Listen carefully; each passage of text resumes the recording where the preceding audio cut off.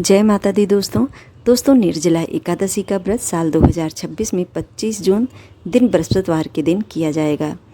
जैसे कि बृहस्पतिवार के दिन और उदया तिथि के अनुसार एकादशी तिथि हम सभी को प्राप्त हो रही है।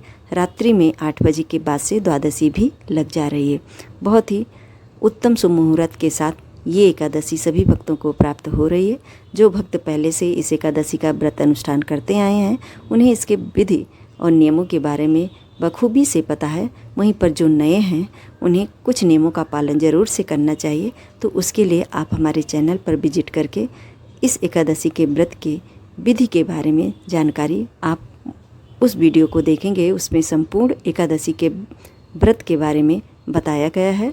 और जैसे कि इस एकादशी में निर्जला ही रह कर के व्रत उपवास करने की बात कही गई है, तो जो भक्त पूरे सालों साल सभी एकादशी का व्रत अनुष्ठान करते हैं उनके लिए निर्जला रहना कोई बहुत ज़्यादा आवश्यक नहीं है।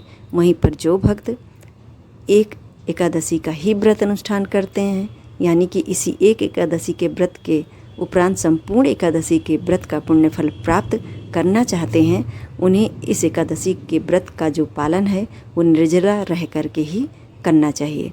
पांडुपुत्र भीम ने भी इसी एक एकादशी के व्रत के अनुष्ठान से संपूर्ण एकादशी के व्रत का पुण्यफल प्राप्त किया था। साल 2026 में ये एकादशी बहुत ही उत्तम मुहूर्त में प्राप्त हो रही। जैसे कि इस साल अधिक मास था तो 26 एकादशी सभी को प्राप्त हो रही है। तो ऐसे में जो भक्त इसका धारण करेंगे व्रत अनुष्ठान, उन्हें 26 एकादशी के व्रत का पुण्यफल प्राप्त होगा। अपने शरीर का ध्यान रखते हुए व्रत उपवास रखना चाहिए। विधि और नियम तो बहुत सारे होते हैं, लेकिन नियमों का पालन हमेशा शरीर की सुरक्षा का ध्यान रखते हुए ही करना चाहिए। ऐसे नहीं करना चाहिए कि देखी देखा में तो हमने कर लिया, परंतु शरीर में कोई ऐसी समस्या आ गई जिससे उल्टियाँ हो गई या अपच हो गई या ऐसे हम बीमार हो गए कि हमको हॉस्पिटल तक भी जाना पड़ गया, तो ऐसे में व्रत खंडित हो जाता है। इन सभी बातों का ध्यान रखते हुए ही व्रत उपवास रखना चाहिए। 10वीं से ही नियम में रहना पड़ता है। वीडियो में सभी बातें बखूबी से बताई गई हैं। जिसको भी इस व्रत के विधियों के बारे में जानकारी चाहिए हो, हमारे चैनल पर जा कर के वीडियो को देख सकता है। व्रत करने के बाद पारण की कुछ विधियां हैं जिन्हें कि हम सभी को ज़रूर से अपनाना चाहिए। जो भक्त पूरे दिन जल और फल लेकर के इस व्रत को धारण कर रहे हैं, द्वादशी तिथि में दूसरे दिन स्नान ध्यान करके भगवान का पूजन करें। पूजन करने के बाद ब्राह्मण देवता को जल फल अन्न आदि संकल्प करके रख करके दान कर आवें। उसके बाद जा कर के व्रत का पारण करें। पारण करने के लिए तुलसी दल मिला हुआ जल पी करके पारण करें और उसके बाद अनाज खाएं।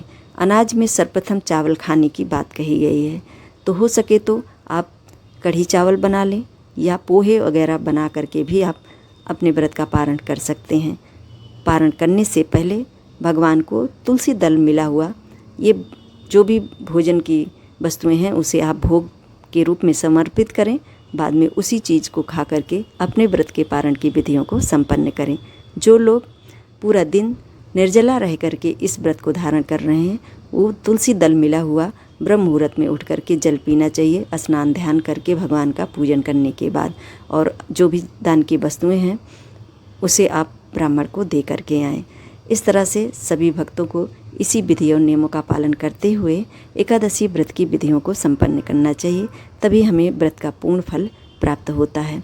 जानकारी आप सभी को अच्छी लगी हो दोस्तों तो लाइक शेयर भी कर दीजिएगा। इसी तरह के जानकारियों को प्राप्त करने के लिए हमारे चैनल को सब्सक्राइब कर लीजिए।